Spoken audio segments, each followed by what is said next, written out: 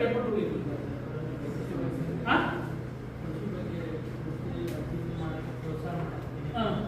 ಅಲ್ಲ, ಈಗ first paper 1 ಬಗ್ಗೆ ಮಾತಾಡೋದು. ಇದನ್ನ ಯಾವ ಹೆಸರಲ್ಲಿ ಯೂಸ್ ಮಾಡೋದು?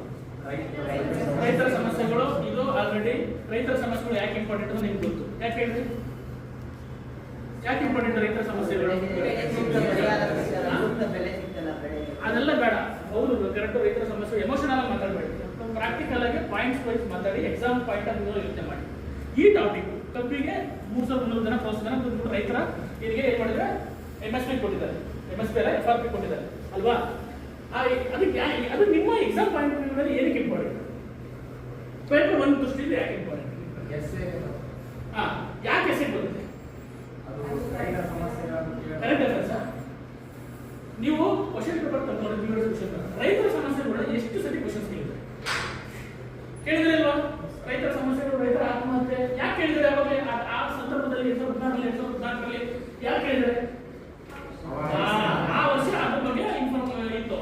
ಯಾವಾಗ ರೈತರ ಆತ್ಮಹತ್ಯೆ ಜಾಸ್ತಿ ಆದಾಗ ರೈತರ ಆತ್ಮಹತ್ಯೆದು ಏನ್ ಬಂದಿದೆ ಪ್ರಬಂಧ ಬಂದಿದೆ.